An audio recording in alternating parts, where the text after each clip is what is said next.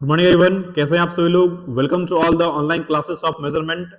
आज हम लोग देखेंगे बेसिकली व्हीटस्टोन ब्रिज के बारे में। पिछले लेक्चर में आपको बताए थे कि डीसी ब्रिज स्टार्ट किए थे, बताए थे कि डीसी ब्रिज क्या होता है।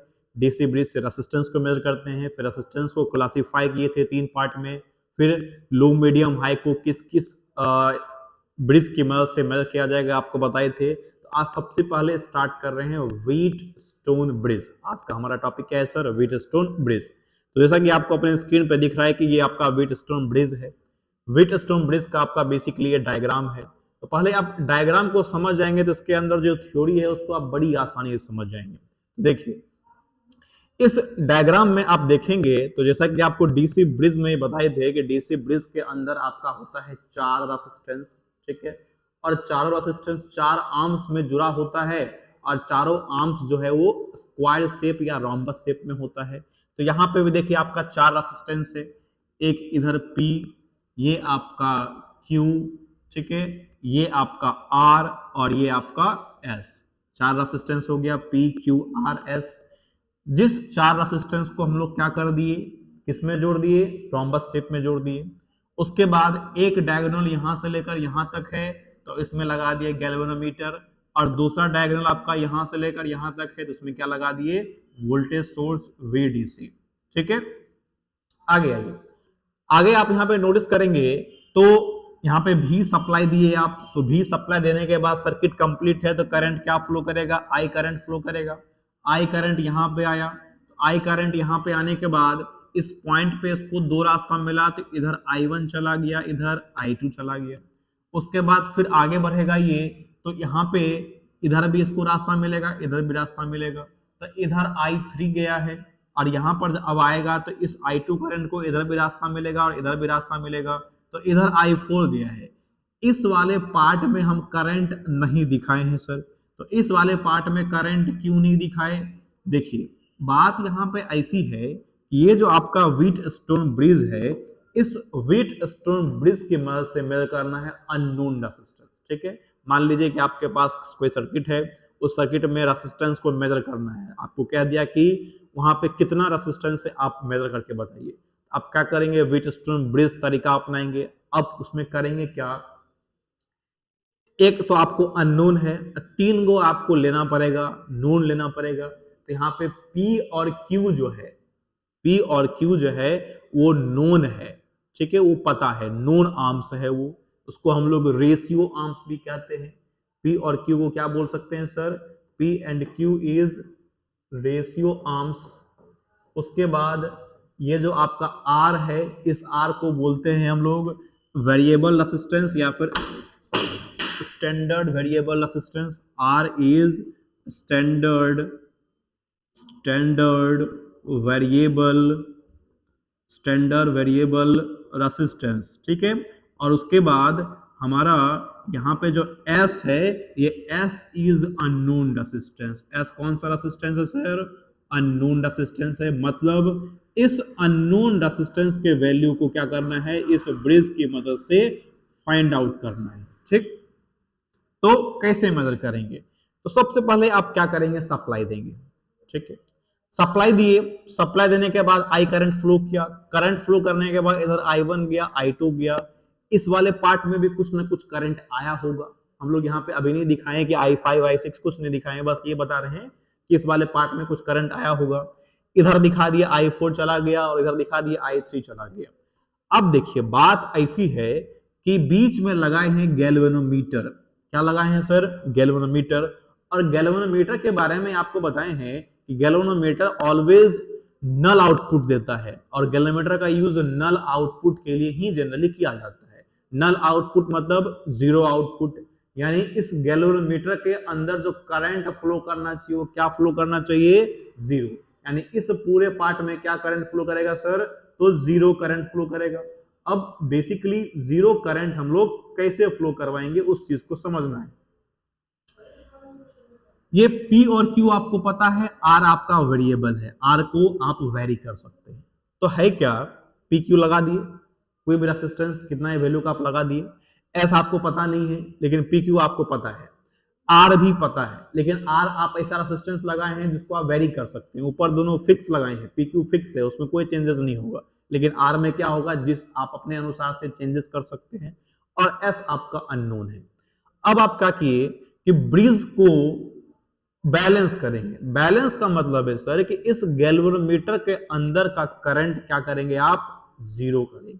ठीक है, तो जीरो करने के लिए आपको यहां पे क्या करना पड़ेगा, इस वेरिएबल रेसिस्टेंस को वेरी करना पड़ेगा।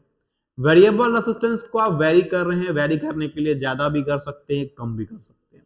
वेरिएबल रेसिस्टेंस को वेरी किए और वेरी करते करते करते एक पॉइंट ऐसा आया जिस पॉइंट पे इस गैल्वेनोमीटर के अंदर जो करंट है वो जीरो फ्लो किया, यानी जो गैल्वेनोमीटर का पॉइंटर था वो कहां पे आके रुक गया, जीरो पे, जीरो डिफ्लेक्शन दे दिया। जैसे ही जीरो डिफ्लेक्शन दिया, ब्रिज आपका हो गया बैलेंस। ब्रिज क्या हो गया सर, बैलेंस। और इस पार्ट के अंदर करंट क्या हो गया, जीरो करंट हो गया। Zero current, bridge balance. Bridge balance कब बोलेंगे, जब गैल्वेनोमीटर के अंदर करंट क्या होगा, जीरो होगा। जैसे ही ब्रिज बैलेंस हो गया, गैल्वेनोमीटर के अंदर करंट जीरो हो गया, अब लगाएंगे हम लोग मैथमेटिकल कैलकुलेशन। अगर यहां तक आप समझ गए तो आगे कोई प्रॉब्लम नहीं है। फिर से सुनिए, व्हीटस्टोन ब्रिज में आपको एक पहला अननोन रेसिस्टेंस निकालना है। तो अननोन रेसिस्टेंस को निकालने के लिए आप क्या करेंगे, अननोन तो आपके पास है ही, इसके अलावा तीन नोन रेसिस्टेंस लेंगे। तीन नोन में दो आपका फिक्स्ड होगा, एक आपका वेरिएबल होगा, और उसको आप कुछ इस तरीके से कनेक्ट कर देंगे। कनेक्ट करने के बाद यहां से लेकर यहां तक आप गैल्वेनोमीटर जोड़ देंगे और इस तरीके से आप सप्लाई दे देंगे। सप्लाई देने के बाद करंट फ्लो करेगा।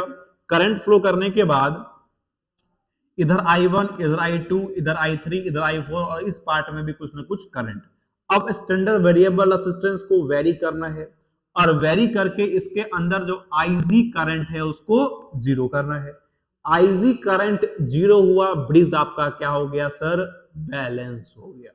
और ब्रिज बैलेंस हो गया तो आप आराम से मैथमेटिकल कैलकुलेशन के द्वारा अननोन रेसिस्टेंस को निकाल सकते हैं। अब आराम से मैथमेटिकल कैलकुलेशन के द्वारा कैसे अननोन रेसिस्टेंस को निकालेंगे, बेसिकली इस बात को समझना है। तो देखिए, यहां से आई आया, आई यहां से आने के बाद यहां पे दो पार्ट में बटा, I1 एंड I2। अब देखिए I1 जब आगे बढ़ा तो हम लोग क्या किए, ब्रिज को बैलेंस कर दिए हैं। ब्रिज बैलेंस किए यानी IG को जीरो कर दिए। तो जब इस के तरफ इस पार्ट में करंट कुछ हमारा जा ही नहीं रहा है, करंट कुछ जा रहा है, हमारा कोई करंट नहीं जा रहा है। तो इस पार्ट में अगर कोई करंट नहीं जा रहा है तो I1 जो यहां से आया पूरा का पूरा I1 क्या हो जाएगा, इधर चला जाएगा। यानी ये जो I3 है वो किसके बराबर हो जाएगा सर, तो I1 के बराबर हमारा I3 हो जाएगा। उसके बाद I2 आ रहा है इधर से, I2 यहां पे पहुंचा। I2 यहां पे पहुंचने के बाद इसको दो रास्ता है, एक इधर और एक इधर। लेकिन इधर क्या है सर, जीरो है, क्योंकि ब्रिज क्या कर दिए हैं, बैलेंस कर दिए हैं। ब्रिज बैलेंस कर दिए हैं, जीरो कर दिए हैं, तो उस केस में जो आपका जो I2 है, I4 है, वो किसके बराबर हो जाएगा, I2 के बराबर। क्यों, क्योंकि यहां से जब I2 आएगा तो पूरा का पूरा I2 इधर चला जाएगा। ठीक है, यानी I4 is equal to I2। Bridge balance हो गया, I1 I3 के बराबर हो गया, I2 I4 के बराबर हो गया। अब करना है मैथमेटिकल कैलकुलेशन। तो मैथमेटिकल कैलकुलेशन पर करने से पहले जितना बात अभी तक हम लोग यहाँ पे सीखे उसको थ्योरी में आपको दिखा देते हैं। देखिए यहाँ पे फर्स्ट पॉइंट में कह रहा है कि Wheatstone bridge is a very important method used in the measurement of medium resistance. आपका जो व्हीटस्टोन ब्रिज है वो बहुत इंपॉर्टेंट मेथड है जिसकी मदद से मीडियम रेसिस्टेंस को मेजर किया जाता है। A Wheatstone bridge has been used longer than almost any electrical measuring instrument. Wheatstone bridge को आप बड़ी आसानी से लंबे टाइम तक बिना कोई प्रॉब्लम के यूज कर सकते हैं, क्योंकि ये आपका बहुत अच्छा ब्रिज है और अच्छे से मेजरमेंट करके देता है, जल्दी खराब नहीं होता है। उसके बाद नेक्स्ट पॉइंट में आप आएंगे तो नेक्स्ट पॉइंट में कह रहा है कि figure shows the basic circuit diagram of Wheatstone bridge, जो फिगर हम लोग दिखाए हैं ऊपर। चलिए आगे के पॉइंट में क्या कह रहा है कि इट हैज फोर रेसिस्टेंस, इसमें चार रेसिस्टेंस है। Four resistive arms consisting of resistance PQRS, जो क्या है आपका, एक P है, दूसरा Q है, तीसरा R है, चौथा S है। Together with a source of EMF, a battery. And a null detector that is galvanometer. Null detector null detect करता है वो। अब कह रहा है कि the current through the galvanometer depends on the potential difference between B and D. यानी अब देखिए, अब कंसेप्ट यहां से शुरू हो रहा है कि current through the galvanometer depends on the potential difference between B and D. यानी यहां पर जो आपका गैल्वेनोमीटर है सर, ये क्या है? गैल्वेनोमीटर। इस गैल्वेनोमीटर के अंदर का करंट डिपेंड करेगा कि बी और डी, यानी यहां से लेकर यहां तक का वोल्टेज क्या है। इस पॉइंट से इस पॉइंट के बीच जब का जो वोल्टेज होगा उसी पे क्या करंट क्या डिपेंड करेगा? गैल्वेनोमीटर का करंट दैट इज आईसी। आगे चलिए देखते हैं आगे क्या कह रहा है। आगे कह रहा है the bridge is set to be balanced when there is no current through the galvanometer. Bridge आपका तभी बैलेंस होगा जब गैल्वेनोमीटर के अंदर कोई भी करंट फ्लो नहीं करेगा सर। ठीक है, आपको पहले ही बताए थे कि ब्रिज को बैलेंस तब बोलेंगे जब गैल्वेनोमीटर के अंदर कोई भी करंट फ्लो नहीं हो रहा है। ठीक है, यहां पे वही सेम बात लिखा हुआ है through the galvanometer, or when the potential difference PD across the galvanometer is zero। यानी यहां से यहां तक जो आपका गैल्वेनोमीटर था, ये आपका B है, ये आपका D है, यहां से यहां तक लगा हुआ है गैल्वेनोमीटर। ब्रिज बैलेंस तब होगा, ब्रिज बैलेंस तभी होगा जब गैल्वेनोमीटर का करंट क्या होगा सर? जीरो। और गैल्वेनोमीटर का करंट जीरो का मतलब है कि इस B और D से लेकर, ठीक है, इस B और D से लेकर B और D के बीच का पोटेंशियल डिफरेंस यदि जीरो हो जाए या फिर गैल्वेनोमीटर के थ्रू करंट जीरो हो जाए तो ब्रिज क्या हो गया आपका? बैलेंस। तो वही जीरो कैसे करना है? तो स्टैंडर्ड वेरिएबल रेजिस्टेंस की मदद से। कह रहा है कि this occurs when the voltage from point B to point A is equal to the from point D to point A। कहने का मतलब कि ये तभी पॉसिबल है, उसको वेरी किए, वेरी करने के बाद आप तो वहां पे नल डिटेक्टर में पता कर लिए वो जीरो हो गया, लेकिन उसके साथ साथ आपको अननोन रेजिस्टेंस निकालना भी है, तो कहीं ना कहीं मैथमेटिकल कैलकुलेशन में जाना पड़ेगा। तो यहां पर कह रहा है ये कि आईजी जब जीरो हो जाएगा, आईजी क्या हो जाएगा? जीरो। तो उस केस में फिगर में चलिए आपको फिगर में समझाते हैं। अगर आईजी आपका क्या हो जाता है sir? Zero, current through the galvanometer zero, then potential difference between B to A, यहां से यहां तक का पोटेंशियल डिफरेंस जो है वो यहां से यहां तक के पोटेंशियल डिफरेंस के बराबर होगा।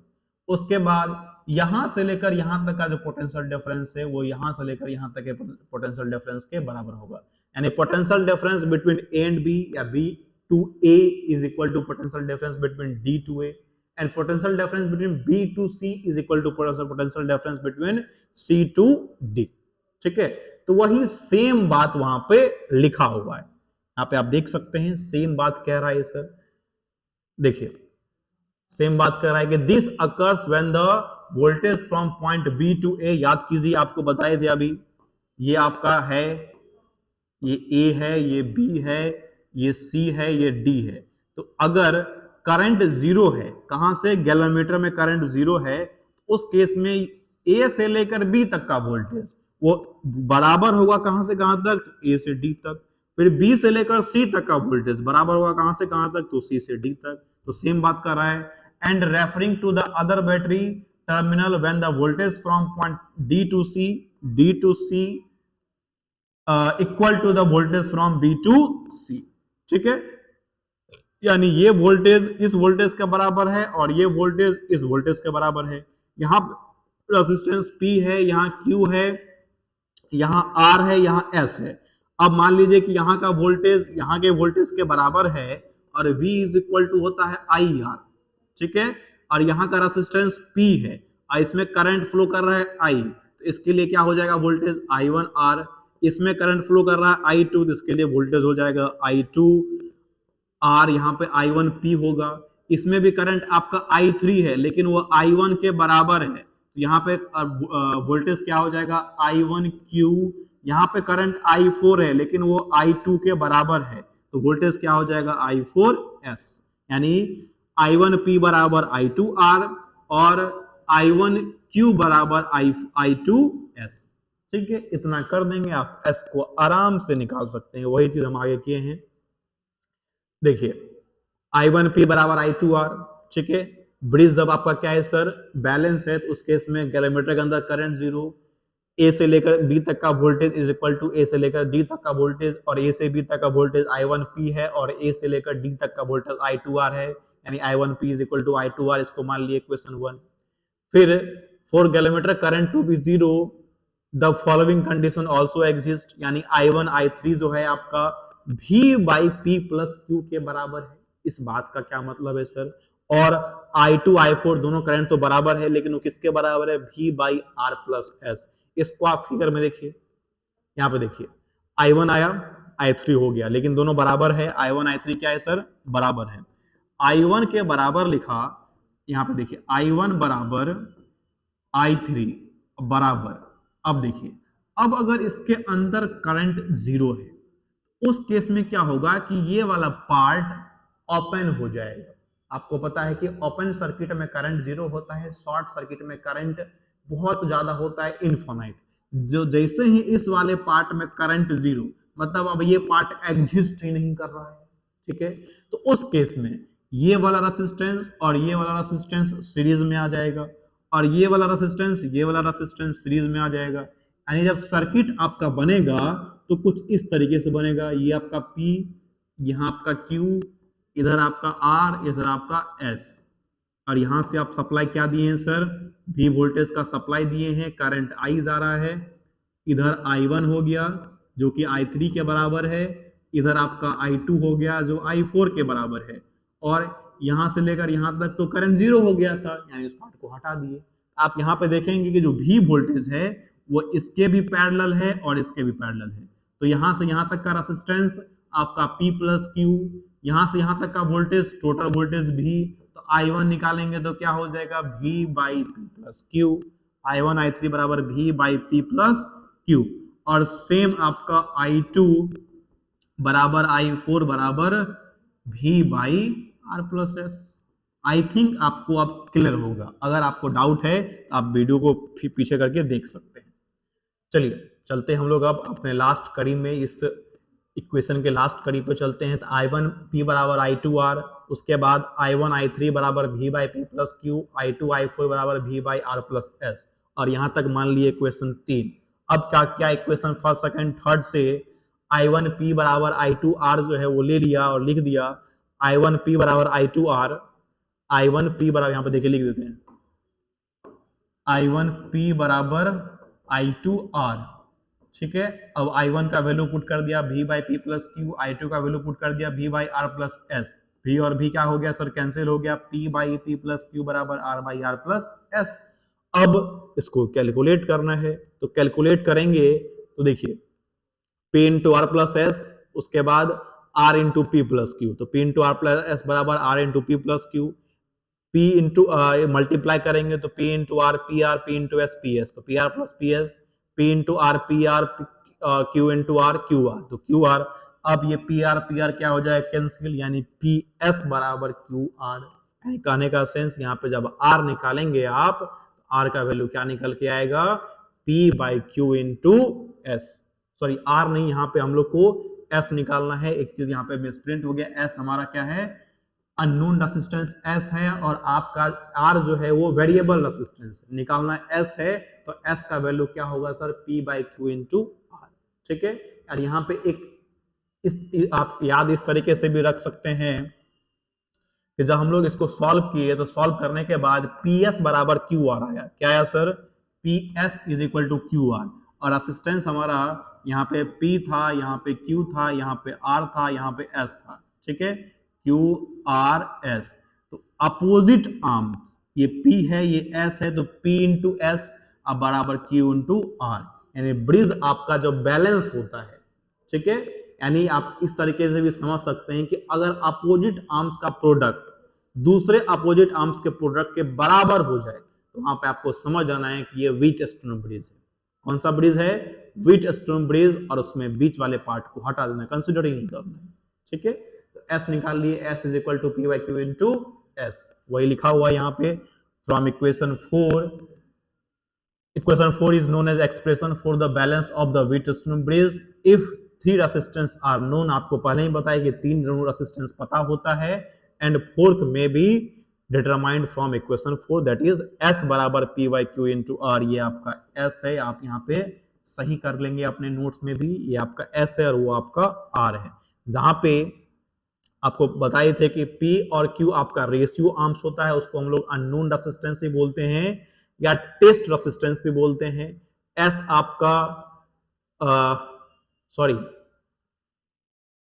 देखिए आर आपका यहाँ अननोन लिख दिया है. 1 मिनट हम लोग यहाँ पे सही कर लेते हैं कुछ चीज को, वो लिखने टाइम में मिस्टेक हो गया है.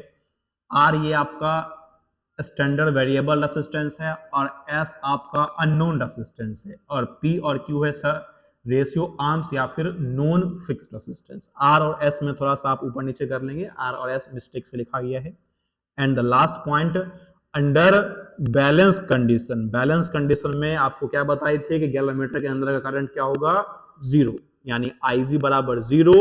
और under balance condition product of opposite arms are equal, यानी R इंटू क्यू बराबर P इंटू एस. क्लियर है? तो उम्मीद है आप समझ चुके होंगे व्हीटस्टोन ब्रिज को. अगर आपको कोई दिक्कत हो, कोई तकलीफ हो, कुछ समझ में नहीं आ रहा हो तो आप वीडियो दोबारा देखिए. तब भी समझ में नहीं आ रहा है तो आपके पास मेरा नंबर है, आप हमको कॉल मैसेज करके अपने डाउट्स को क्लियर कर सकते हैं. ठीक है, मिलते हैं नेक्स्ट लेक्चर में. तब तक के लिए thank you very much. Have a nice day, take care.